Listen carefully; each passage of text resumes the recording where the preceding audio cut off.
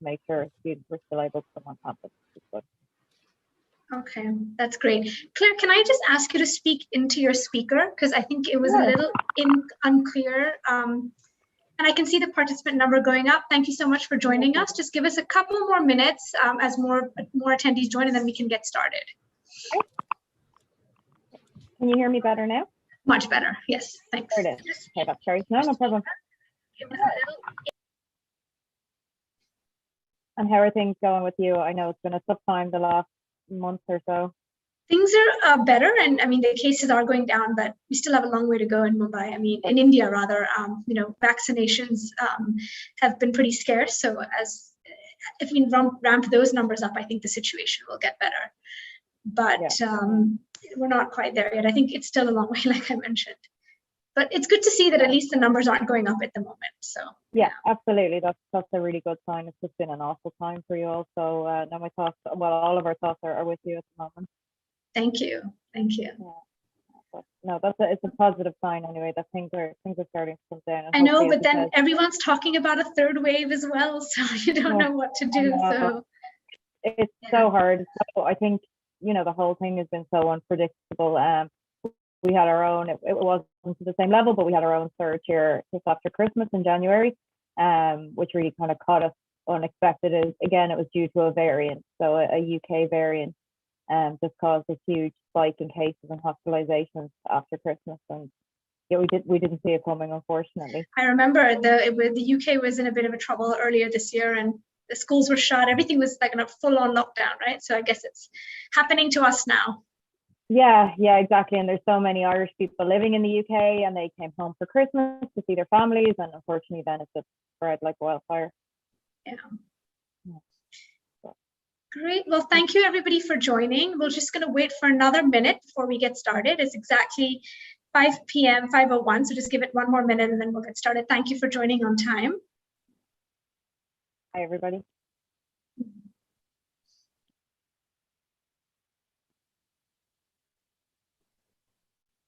But Claire, has RCSI made any decision about starting face-to-face in the fall if everything remains status quo in Ireland?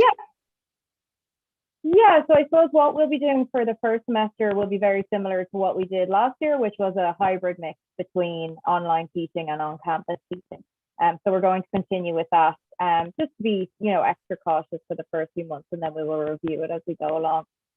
You know, the vaccine rollout's going well in Ireland, but it was, you know, a little bit slow to start, but it's picking up speed now. So hopefully by August, September, we'll have most adults vaccinated in Ireland. So yeah, for the first semester, the first couple of weeks will be online, just to account for anyone that needs to go through quarantine or self-isolation when they arrive into Ireland. And from there, then it will be a hybrid model whereby students will get at least 2 or 3 days on campus each week, and then the rest will be from home. Okay, fantastic. Well, I think we can get started. So thank you so much, everyone, for joining us. Today the Red Pen is having a conversation with Claire about studying medicine at the Royal College of Surgeons in Ireland. Let me quickly introduce myself. I'm Namita Mehta, the president of the Red Pen. Claire is the student recruitment specialist at the Royal College of Surgeons in Ireland. Claire, why don't you introduce yourself? Sure. Hi, everybody. I'm delighted to join the Red Pen and Namita today to speak to you all. As Namita mentioned, I'm a student recruitment specialist with the Royal College of Surgeons in Ireland. We're also known as RCSI, and I'm delighted to tell you all a little bit more about the programs that we offer, and you know, some of the unique characteristics of RCSI. Okay, fantastic.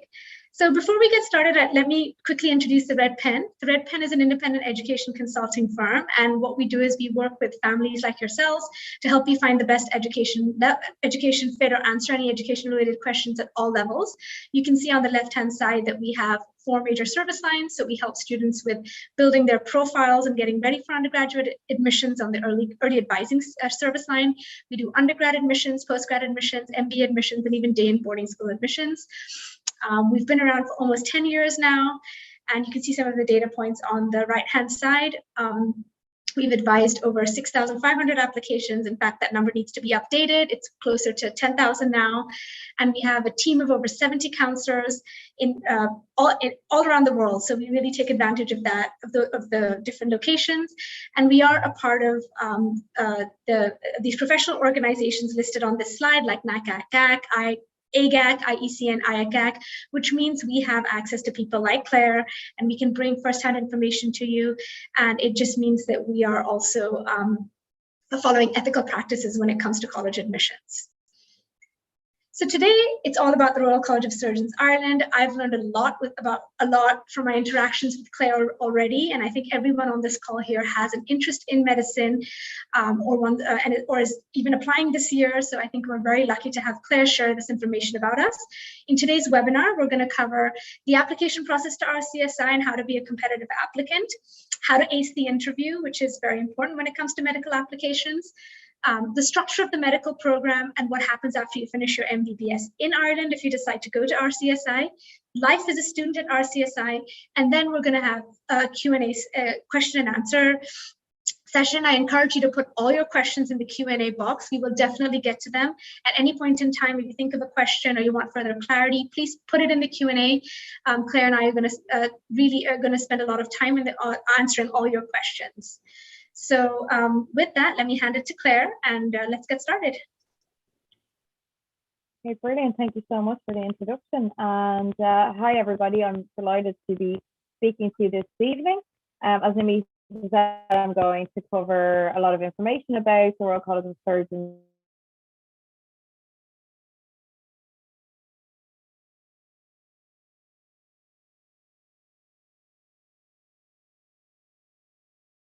Claire, I think you might have broken up.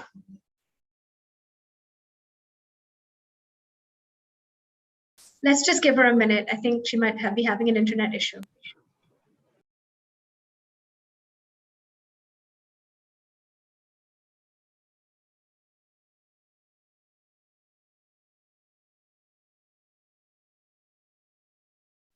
Hi, can you hear me okay? Yes, we can hear you now. We can hear you now. I think you froze for a second, so you can go ahead and get started whenever you're ready. No worries. Yeah, sorry. Something pops up on my screen like I've been disconnected. So just bear with me. I'll get back into it. No problem. Yeah. So, sorry, as I was saying, we've been around since 1784 and we were established as the national provider of surgical training in Ireland. And we continue in that role to this day. So everybody that wants to become a surgeon in Ireland will come through RCSI for their training. In addition, we have undergraduate schools in medicine, pharmacy, and physiotherapy. And we're also the postgraduate training body for dentistry, radiology, nursing, midwifery, and sports and exercise medicine. So we're an independent university, we're not-for-profit, and we have independent degree awarding status. And we're also highly active in research. So we have a huge amount of research teams in various different areas of research. And our field-weighted research citation impact is the highest in Ireland and twice the world average. And I'll talk a little bit more about research as it pertains to undergraduate students later in the presentation.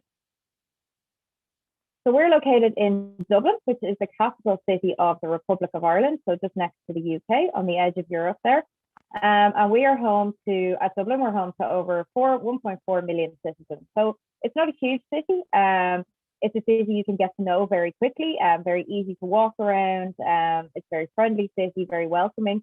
And we have lots of international students that come to study in Dublin each year. So there's lots of colleges, language schools, universities around the cities, and they're, very welcoming to international students. We're very well connected in terms of flights. So it's direct flights to all major European cities, North American, to Abu Dhabi, Dubai, daily flights onwards, then eastwards. So very easy to reach Ireland. It's a very vibrant city, so very lively. It's been a little bit quieter over the last year due to COVID restrictions, but things are slowly starting to open back up again, and you see that vibrancy coming back into the city. Very safe city, and as I said, very welcoming to international students. And we have a prime location. RCSI's campus is right in the heart of Dublin city centre, so you're close to everything when you're in RCSI. Shops, cafes, bars, restaurants, you name it, it's all on our doorstep. In terms of our program offerings, so we offer an undergraduate medicine degree that's 5 or 6 years in length, and I'll explain the difference between those two in a moment. We also offer a graduate entry route to medicine for those that already hold a bachelor degree. So that's a 4-year program. Each of these routes, you come out with the degree MD, BCH, BAO, which is a Bachelor of Medicine, Bachelor of Surgery, and Bachelor in the Arts of Obstetrics, and it's equivalent to the UK MBBS. In terms of our non-EU places, so for international students, we have 220 places each year on the 5- and 6-year program, so quite a large number of places reserved for international students. And on our 4-year graduate entry medicine program, there's approximately 50 non-EU places each year. We also have a pharmacy degree. That's a 5-year program which leads to a master's degree, the qualification MPharm. Students can also exit after 4 years with a Bachelor of Science. And we offer an undergraduate physiotherapy degree as well, which is 4 years in duration and leads to the qualification Bachelor of Science in Physiotherapy.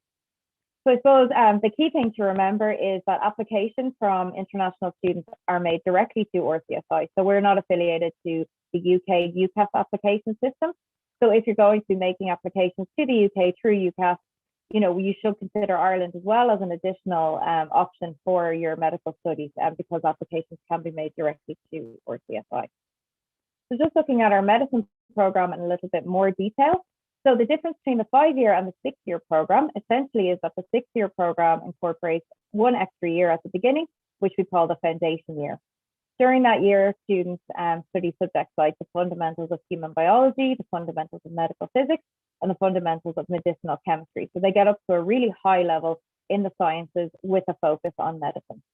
So we will determine which entry route you come in through depending on the grades that you enter with. And I'll go through those in a moment. So with the medicine program, we take a systems-based approach to teaching medicine. And what that means is that you learn about the human body, organ system by organ system. So you learn everything to do with one system before moving on to the next.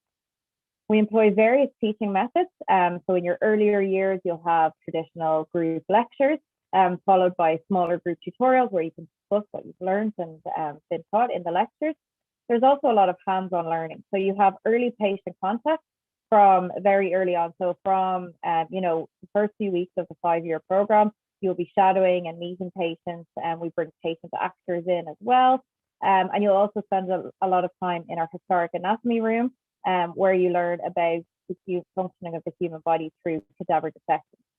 There's also lots of early clinical skills training in our simulation center, which I'll talk a little bit more about in a few moments. The final 2 years of the program then is when you put all that theoretical knowledge that you've gained into practice during your clinical rotations. So you undertake your clinical rotations in hospitals around Ireland. So we have a number of hospitals within Dublin and then some around the wider country. And these are in various specialties, including pediatrics, neonatal medicine, medicine and surgery, obstetrics and gynecology, psychiatry, etc. So you'll get a really broad breadth of experience in terms of your clinical skills.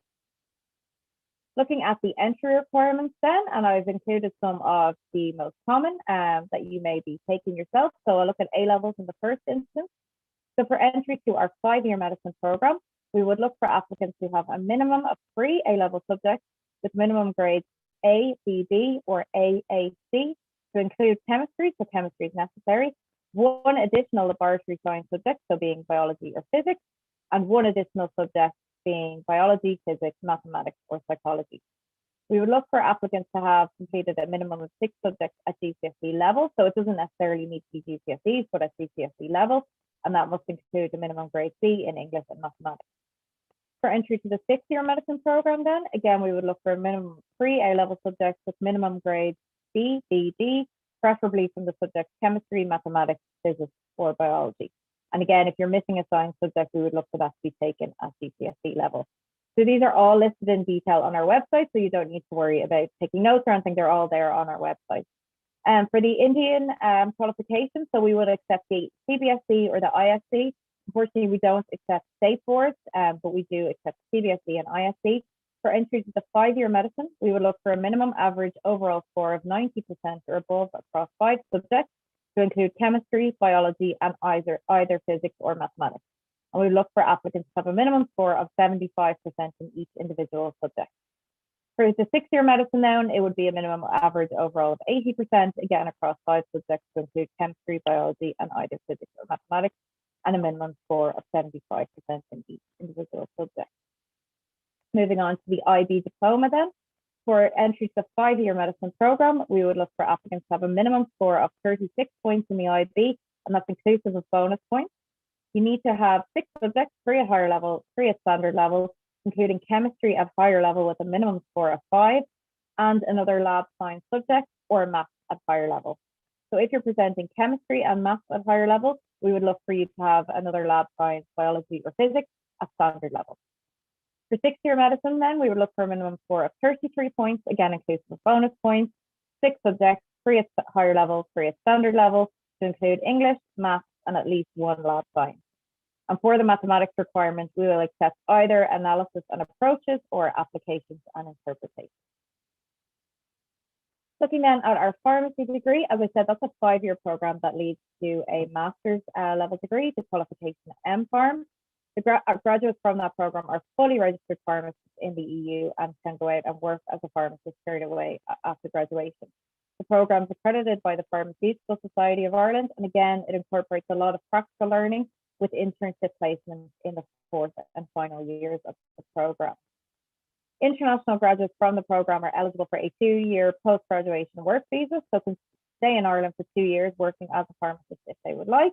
And there's really excellent career opportunities in the pharmaceutical industry. So, you know, not just your kind of traditional community pharmacy, there's opportunities in hospitals and in the pharmaceutical industry, which is huge in Ireland. So I think all of the major pharmaceutical companies in the US have their European headquarters in Ireland. There's also opportunities in pharmaceutical regulation, academia, etc. So lots of different avenues you can go down with a pharmacy degree. Just briefly looking at the entry requirements then. For the A levels, we would look for minimum 3 A levels with minimum grades A, B, D to include chemistry and 1 of the following, so mathematics, biology, or physics.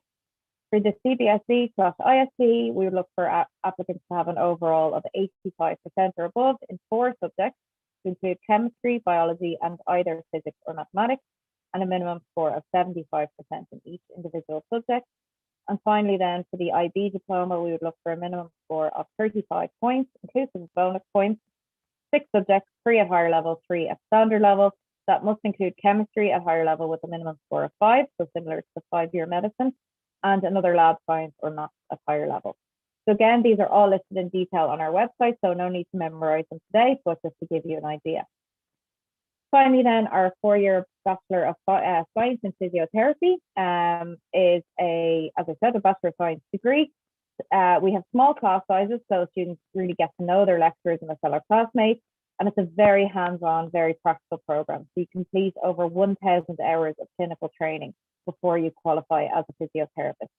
Again, upon graduation, you're a fully qualified physiotherapist, and you're eligible for a 1-year work visa in Ireland. So you can stay in Ireland and work as a physiotherapist if you would like. Physiotherapists work across all areas of the healthcare system, and a lot of our graduates have gone on to find work in the clinics or in the hospitals where they've completed their clinical placements, or have gone abroad to places like the UK, Canada, and New Zealand to work as physiotherapists. So the final set of entry requirements then are for physiotherapy. For A levels, we would look for minimum 3 A levels with grades B, B, D to include maths and 1 of the following lab science subjects, so either biology, physics, or chemistry. For the CBSE/ISC, we would look for a minimum overall average of 75% in 4 subjects to include chemistry, biology, and either physics or maths. And applicants must achieve a minimum score of 70% in each individual module.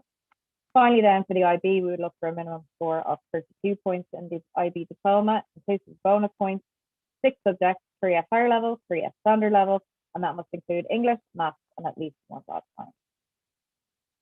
So in terms of how to apply to RCSI, as I mentioned, application is made directly to us. So international students apply directly to RCSI via our website. Our applications open on the 1st of November each year, and they remain open for 3 months, closing on the 1st of February. Our medicine applications generally close at the beginning of February, and sometimes our pharmacy and physiotherapy applications will stay open a little bit later. So we're still accepting applications for 2021 entries for pharmacy and physiotherapy, but generally our medicine applications are strict closure at the beginning of February. As I said, the application is all made online. It's a very straightforward online application that you can start and come back to a few times. So you don't need to do it all in one sitting. you'll make an account with us, and then you can come back and revisit it as you gather your documents, etc.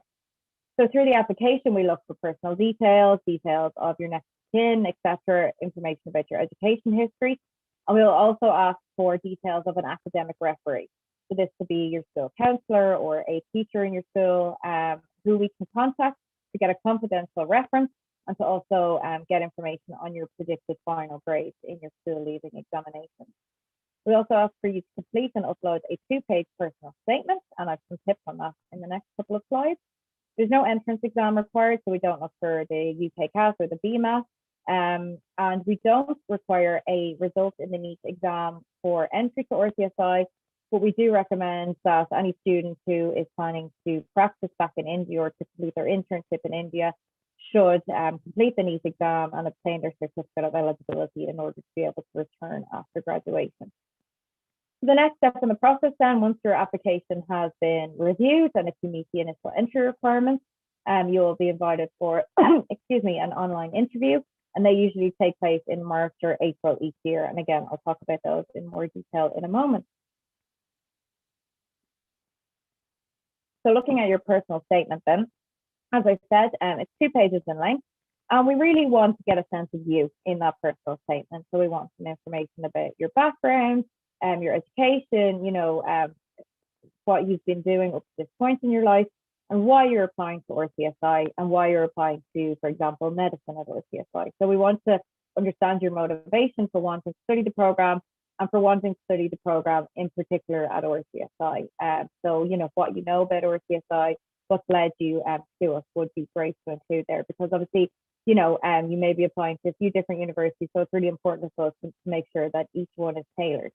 Again, we want to look at why you're suitable for the course, and give us details of any activities that you've been involved in. So we understand that not everybody will have had a chance to work in a hospital or do medical related volunteer work, but any, you know, volunteer work or activities that you've been involved in, group activities, extracurricular activities, to support your commitment to helping people, healing people, working with people, you know, is what we're looking for. And we want to know about, you know, your hobbies and what you enjoy as well. So really, just we want to get a sense of you in that personal statement. In terms of the interviews, as I said, they usually take place in March or April each year, and they will be online. So everything was online this year, obviously due to COVID, and it's likely that we will keep the online interview format in place. So that will either be a live interview over Zoom, or we use a software package called Sonru. So basically with Sonru, you are sent a Sonru invitation to complete your invite, and generally you have 2 weeks to complete it and submit the interview. This allows you to choose to sit the interview at a time of your picking. So how it works is you log in and you can do a few practices to get yourself comfortable with the software. And then you will see your interview question come up on screen. You're given a short window, about 30 seconds, to prepare your answer, think of your answer, and then you record your answer. So you're given about 1 minute or 2 minutes to record your answer to that question. So there's, you know, about 10 questions, and then that's your interview, and that gets submitted to our admissions committee for review. The live Zoom interview will usually take place with 1 or 2 interviewers, and so it's usually a member of our admissions committee, such as our director of admissions or our academic director of admissions, or with one of our academics, so one of our lecturers in the program. So it's a conversational interview. There's no technical or ethical questions. And again, much like your personal statement, the aim of the interview is to get a sense of you and your motivation for wanting to study medicine, and your motivation for wanting to study at RCSI, and also to give you an idea of what it's like to study medicine at RCSI. So it's a 2-way process as well, because obviously it's a big decision for you to make to move across the world to Ireland to study medicine. So the interview is to give you an idea of what you can expect from the program. So in terms of tips, you know, we'd encourage you to be familiar with RCSI, be familiar with our medicine program. So, you know, study our website, get yourself familiar, talk to current students, and you can do that through our website. There's a chat functionality, and be familiar with what's in your personal statement as well, in case any questions about that are asked. So again, we really want to get a sense of who you are. And in terms of tips, we would just say practice. So practice with your family, practice with your friends, practice in the mirror to get yourself right. In terms of financing your studies, so the medicine degree at RCSI is expensive, and we're very upfront with that from the beginning. So the tuition for medicine is currently €56,000 per year. So I hope I've got the conversions right here, but I believe that's approximately 50 lakhs, and hopefully I've done my math right there. It was never my strong suit. And then for our pharmacy and physiotherapy degree, that's €18,000 per year. So again, approximately 16 lakhs. Unfortunately, we don't currently have international scholarships available. We are, exploring possibilities to bring in some more scholarships, but at the moment we don't have those in place.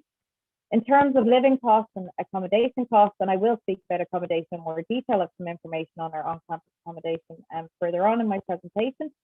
But to give you a headline idea, costs range from about €7,000 for the academic year to up to €15,000, and that's kind of depending on what kind of accommodation you go for. So obviously the more central, the more luxurious, the more money it's going to cost. For living costs, then it really depends on your own lifestyle, but we would say towards it about €350 to €500 per month. You're right in the city centre, so if you're living in the city centre as well, transport costs aren't really an issue, particularly in your early years before you're going out to the hospitals. And that we can also advise you on things like the best phone plans, bank accounts, all of that to help you, save as much money as you can. So why RCSI then? So I just want to talk a little bit about, what makes us unique or what makes us stand out or why you might want to study at RCSI. So begin with looking at our rankings. So we are ranked in the top 250 universities worldwide by the Times Higher Education World University Ranking 2021. And we've remained in that top 250 for the past 5 years. And we're the second highest ranked university in Ireland according to the CHE ranking. We're the only university in Ireland to specialise in medicine and health sciences. So health sciences is everything we do. So we don't have a faculty of engineering, of law, humanities, anything like that. All of our attention is on medicine and health sciences. And that makes us quite unique in the field in Ireland. We're the largest medical school in Ireland, and we're one of the most international medical schools in the world. And that's shown here really. So over 70% of the seats on our medicine program are reserved for international students. So we have students coming from all across the globe. I think at last count we have around 60 nationalities represented in our undergraduate medicine program. And we believe, that makes for a really diverse campus in the first instance, and culturally diverse, helps to make culturally aware students and healthcare providers.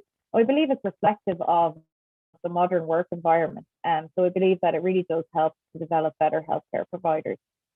We also have a huge global alumni network. So we have 26,000 graduates now practicing in 94 countries around the world. So our students are at all four corners of the world. They've really made a global footprint.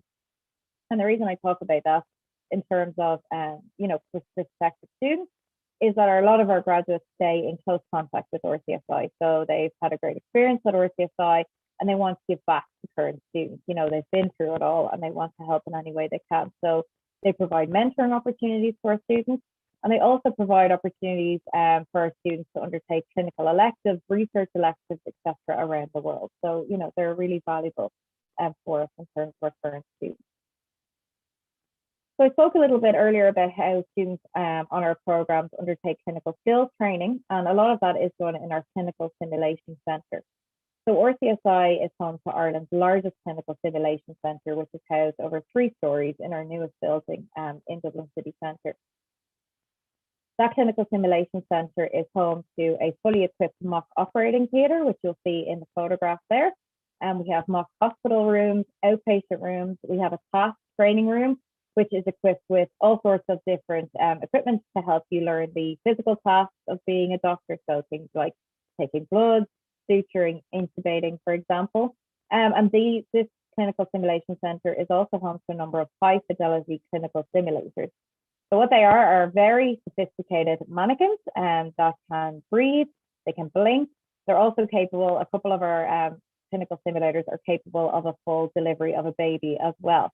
So see in that photograph, there's a side room beside the mock operating theatre where our clinical simulation technicians operate the mannequins. So they can make them speak, they make them blink, they can make them crash. So there's lots of different scenarios that they can be programmed for all the different scenarios that you might encounter in a hospital setting.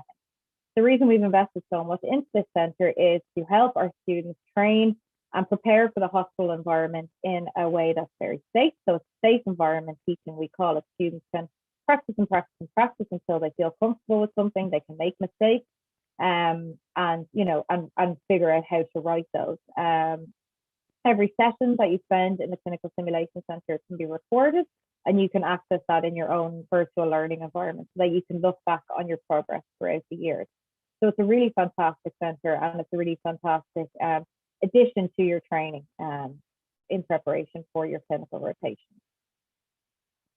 In terms of research, then, as I said, we have a huge amount of research teams in RCSI that are really active, and we encourage our undergraduate students to get involved with research, particularly in their early years when it may be a little bit too early training during the summer. So, for example, we have a research summer school, which it takes place every year in the summertime over an 8-week period.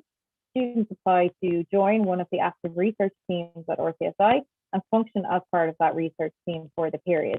They also get paid, they receive an allowance to cover expenses, etc. We also have a student medical journal where students can publish the findings of research that they've been involved in. And there's a number of research events that take place every year. So there's an annual research day.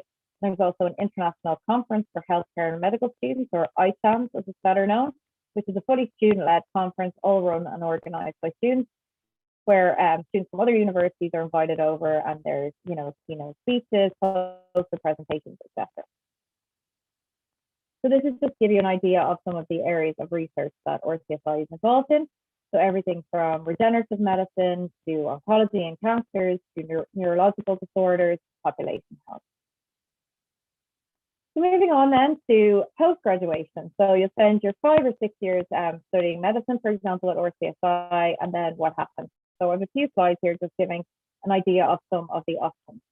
So obviously, I guess what I haven't on here is option A is that you can return to India if you completed the need to have your certificate of eligibility and can complete your internship requirements. Because once you graduate in Ireland, you do need to complete an internship requirement. It doesn't necessarily have to be in Ireland, it just has to be completed somewhere in order to be signed off as fit to practice. So in Ireland, the internship post-graduation for medical graduates is a 1-year program, and that's managed by our health service, which is called the HSE. So that's equivalent to the NHS in the UK. So it's called the Health Service Executive. At present, there are 734 internship slots, but we've gotten the good news this year that 120 additional places have been added as of 2021. So there are now 854 internship places available each year. This internship is a 12-month program. So you do 3 months of general medicine, 3 months general surgery, and then 2 3-month specialist rotations. So there's various options within those specialist rotations that you may be assigned to. With the internship, the places are awarded to Irish and EU applicants in the first instance. So we cannot, unfortunately, guarantee that international students will get a place. However, the addition of the extra slots, the 120 extra places, have been a great news, because at present, the current number of 734 slots is really catered for the Irish and EU applicants. So we're hoping that those 120 slots will be available for international students. Again, we can't guarantee that everybody graduating each year will get a place, but we do hope in years to come that that number will continue to increase. During that internship year, so if you do get an intern slot and you're on the intern program in Ireland, as I said, it's a general internship, and during it, graduates can apply to basic specialist training, which is the next step in becoming a specialist doctor of your choice. So you apply to your 2-year basic specialist training in your chosen area of medicine, so be that family medicine, pediatric surgery, etc. You would apply for that specific basic specialist training, and then that's followed by higher specialist training. Once you complete that 2 years, it's followed by higher specialist training, which does vary in length depending on your specialty. So, for example, surgery, I believe, is the longest training, and that takes about 8 years from when you begin your basic specialist training. Again, Irish and EU students are awarded places on those training programs in the first instance, so we can't guarantee it, and we want to be very, upfront about that from the get-go. But this is just to give you an idea of how it works in Ireland. In terms of, living in Ireland, getting residency in Ireland, I did look up on our immigration website. And once you've been working in Ireland for 5 years, so from essentially when you begin your internship and start getting paid and start paying tax in Ireland, after 5 years, you can apply for long-term residency in Ireland. So looking to the UK or the EU then, and the internship in the UK is a 2-year program. RCSI graduates can absolutely apply to it, and we're currently awaiting, there's been some changes in relation to the exam requirements and whether students need to sit the FAB exams if they're applying from RCSI and if they're an EU student or not an EU student. So we will make that information available as soon as we have it. The RCSI degree and all our degrees are recognised throughout Europe, so students can also apply for internships in another EU country. But I suppose there's a couple of things to be mindful of. The first thing is that you need to check with each medical council. So, for example, the French Medical Council or the Italian Medical Council to see if there's any additional exam requirements in order to apply for internships. And it's also really important to be conscious that in order to complete an internship program, for example, in France, that you may or very likely will need to be able to speak the language fluently, and because your post will be in the native tongue. So that's just something to keep in mind in terms of doing further training in the EU. Looking across the Atlantic then to the US or to North America. So the other option would be applying for residency training in the USA. So it's a little bit different to Ireland, where you do a general internship. With the USA, you apply to a specific specialty, for example, pediatrics or surgery, and that your residency training varies in length depending on the specialty that you go into. So we have a lot of North American students at RCSI, and as a result, we offer a lot of support to help our students get back to North America, because that's generally their goal, is to return home and take up a residency placement. But the application for residency is open to all our students, so it's not just it's not just exclusively for our US students. International students can also apply, and as I said, we offer significant resources and support to help our students prepare for that application pathway. So, for example, in order to apply for residency training in the USA, you need to sit exams called the US Medical Licensing Exams, or USMLEs for short. And we have access to lots of online study supports to help you prepare for those exams. We also get our students to sit a mock exam before they sit step 1 of the USMLEs in order to ensure that they're prepared. We also have peer-led tutoring programs. So students who are further along in the process will assist students who are just starting out on the pathway. Clinical electives are a really important part of that residency application.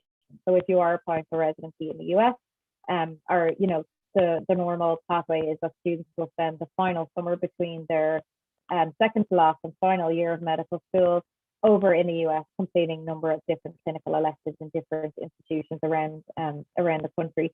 And we have a lot of collaborative agreements in place with really prestigious institutions over in the US, where students can undertake their clinical electives. And also there's additional elective opportunities facilitated by our global alumni network. So that's another option for students. Again, not a guarantee, but it's just another option that students can explore. All of these will be supported by our careers team at RCSI. So looking, we're nearly finished with the presentation slides, and just finishing up by looking at student life and what you can expect as a student at RCSI. And I suppose, it's really important to have a balance. Studying medicine or studying pharmacy at RCSI or physiotherapy is full on. There's a lot of work involved, and there's a lot of exams, etc. But it's also important to have a balance and to have a social life and to make friends and make memories during your time at RCSI. So we really encourage our students to get involved and to join clubs and societies and to get involved in student life. So for a relatively small university, we have just over 3,000 undergraduate students. We have a very active student life. There's lots of clubs and societies, so over 70 clubs and societies, and our students are really involved in them. So they range from everything from sports clubs, basketball, cricket, badminton, soccer, etc., to interest societies, so things like drama, dance, art, choral society, gourmet food society. And then we also have more career-focused societies. So if you think you might be interested in a particular specialty like pediatrics, dermatology, surgery, there's a society for that. So you can join those societies. They arrange different talks by physicians practicing in those fields. They come in and talk during the year to give you an idea of what it's like to be a dermatologist, for example. And then we also have a lot of international societies, which is really reflective of how diverse our campus is. So we have North American, US Medical Student Society. We have Middle Eastern Society, Afro-Caribbean Society, Southeast Asian Society. And they're all really welcoming to all students. And hopefully now, you know, as things move along and hopefully the situation improves with COVID, we'll be able to get back to having on-campus activities and events throughout the year as well, which are always highlights of the academic calendar. Just to give you an idea of some of the supports available to students. So our Compass office is our Centre for Mastery, Personal, Professional and Academic Support. And this centre houses our career support team, our student welfare team. So if any students having any difficulty emotionally, you know, there's lots of support there in terms of counselling, welfare support. Also for students who may be having academic issues, if they need additional tutoring, the Compass office will assist them there as well. So lots of different supports available there. Our SARA office, that's our Student Academic and Regulatory Affairs office. So they're responsible for a lot of practical things, so like your academic timetables, your exam timetables, your student records, and also, you know, practical things like students in first year will undergo police vetting and they'll undergo a vaccination program, you know, so a lot of that is arranged by our SARA office.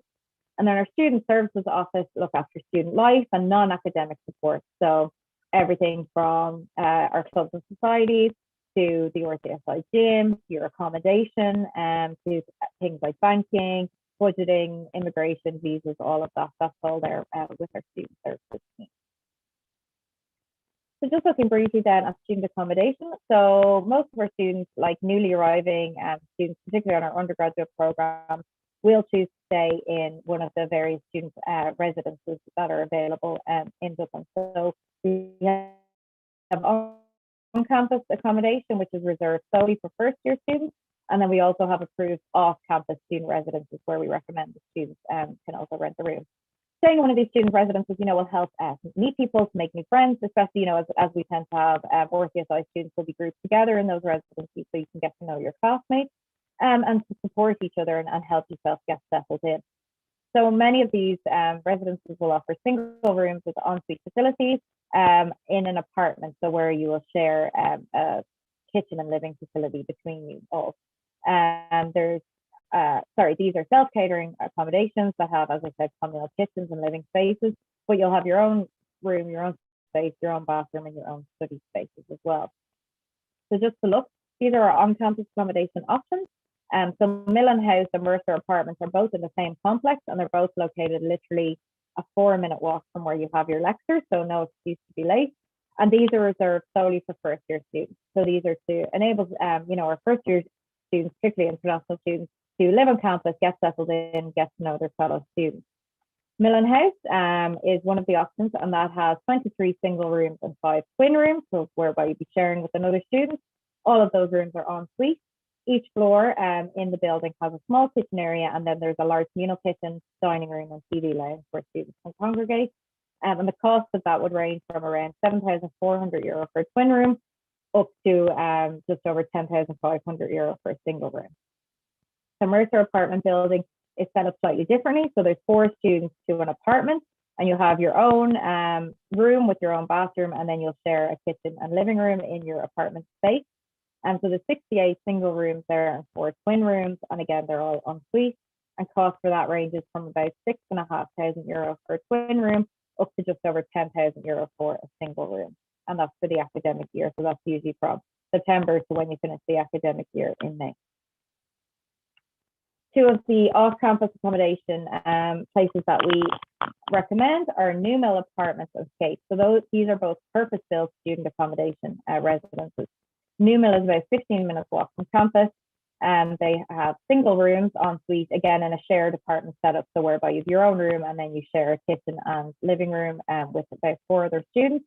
There's also an opportunity to get your own self-contained studio, which would have its own little kitchenette and living area, but obviously the price for that will increase the bigger the room and the more facilities within the room. The prices are weekly, and they range from just over €250 a week to up to €400 a week, and that's for the deluxe studio. So that's the cream of the crop in terms of the accommodation. Scape is the newest one, so that was just built and opened in September 2020.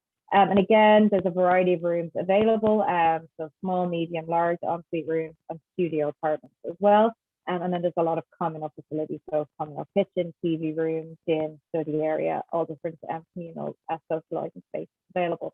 The prices range from around €200 per week for a shared twin room up to €500 a week, again, for the premium top of the top studio. So that's it for me. I'll be delighted now to take any questions that you might have, just to give you an idea of how you can keep in contact with us. Our website, rcsi.com/Dublin, has a lot of information about the programs and about the entry requirements and the application process, etc. On the website as well, you can also sign up for our newsletter to stay in touch with us, and you can chat to our current students as well to get an idea of what student life is like. You can email us at any time at admissions@rcsi.com, and you can follow us on social media at all the usual platforms as well. So RCSI Student Life for Instagram and TikTok, they're our most active, I'd say, if you want to follow us. So thank you very much. I'll hand back over to Namita now, and we can maybe go through some questions. Yes, that's great. Thank you so much for that information, Claire.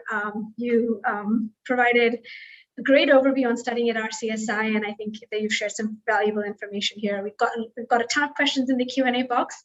Any of the other attendees, please feel free to add more questions. I'm just going to quickly go through them.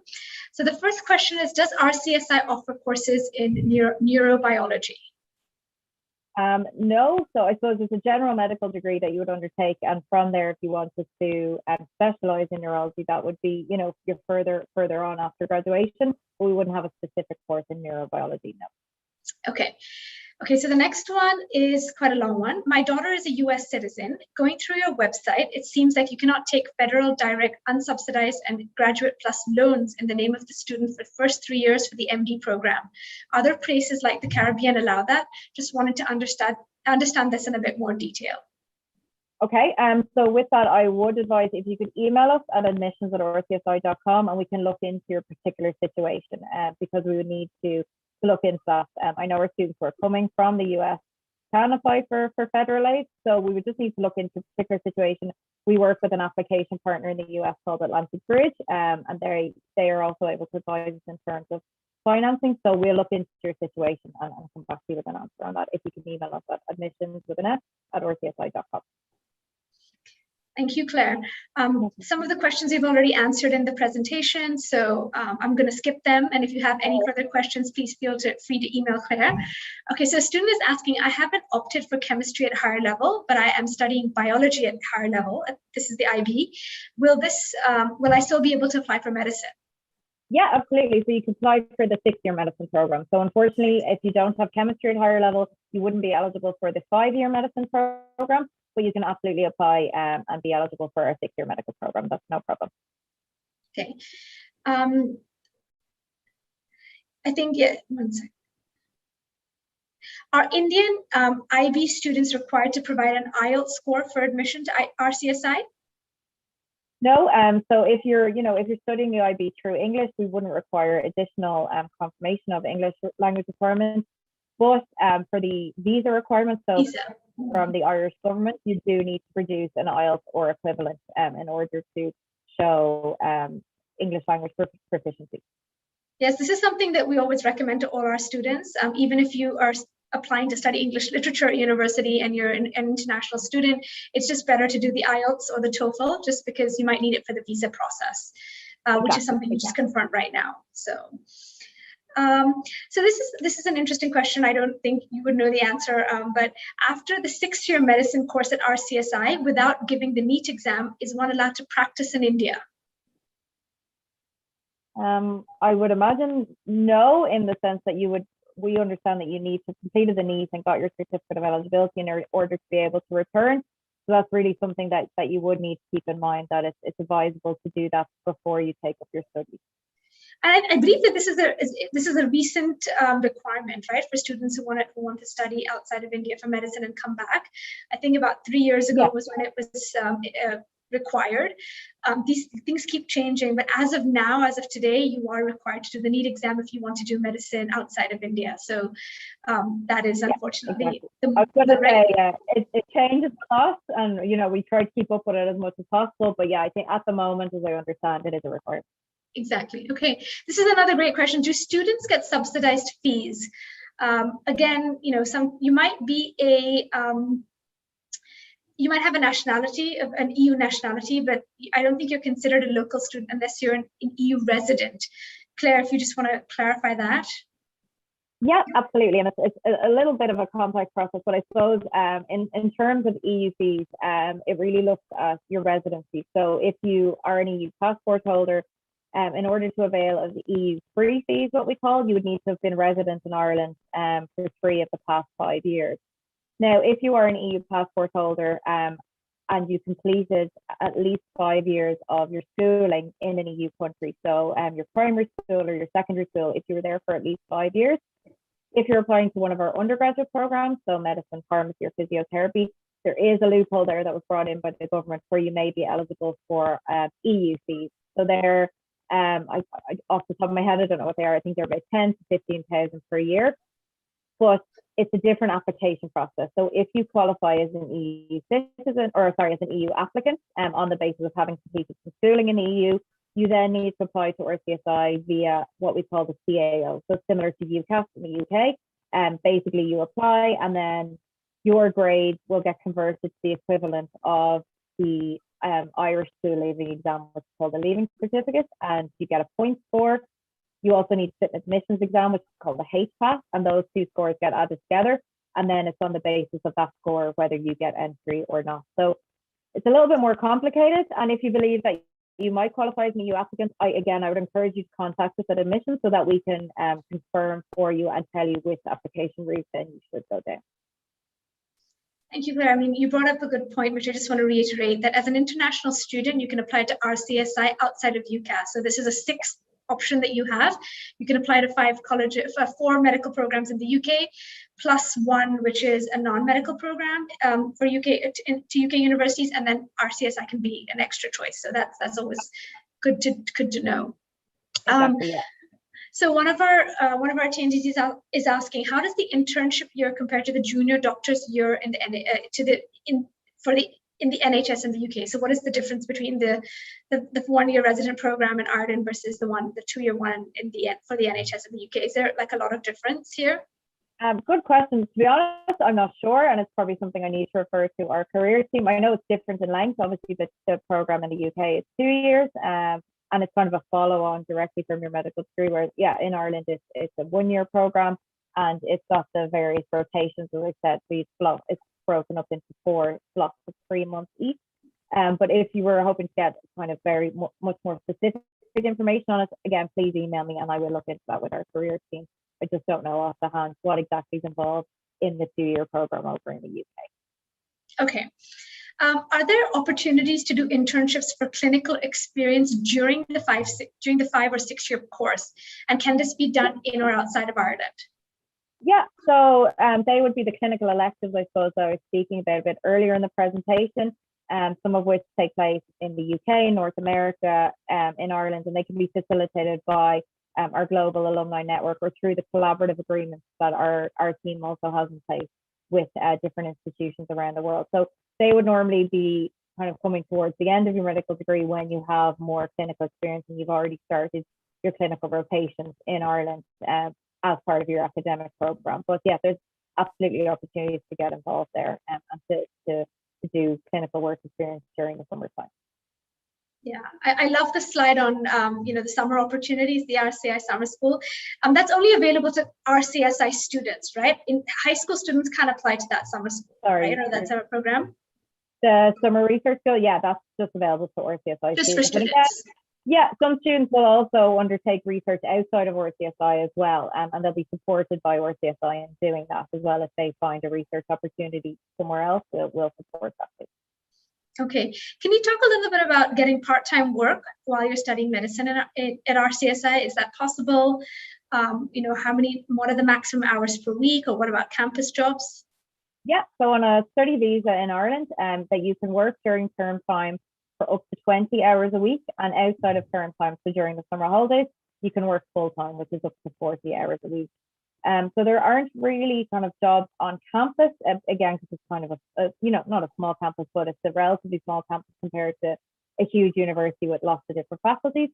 But there are opportunities to work. I suppose what we would say is that the medicine program in particular is a very full-on program. So you're very busy all the time. So it may be difficult to fit in work around that. And I guess ideally, if you could find work maybe in kind of a caring field or in a hospital environment, something like that, that can maybe add to your, medical education, that's great. In terms of, working around the city, there are, part-time opportunities in hospitality, things like that. But, I suppose you need to see how you get on in the degree and how busy it is for you before committing to a work opportunity. So it can be difficult to have a job during term time as well. But, it is an opportunity or it is an option. And as I said, students can work for up to 20 hours a week during term time. Okay. And are there any age restriction for admissions to the medicine program?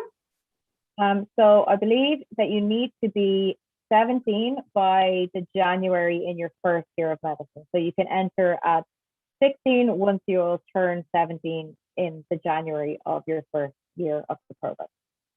Okay. Otherwise, do you have to just take a gap year and reapply? Yeah, I believe I don't think if you were going to be kind of, still 16 by the end of your first year, I don't think you could apply. I think you need to wait a year and then come back and apply. Okay. So Claire, I know you've covered this question, but we have some more time, so it would be great to reiterate it, which is, you mentioned that there aren't enough seats for internships for international students after they finish the 5 or the 6 year program. So if they don't get the opportunity to continue doing the internship in Ireland, what do they do? Maybe if you can just tell us a little bit about, how students who are currently doing medicine at RCSI, do you help them kind of navigate this process? Do they apply within Ireland and outside of Ireland as well?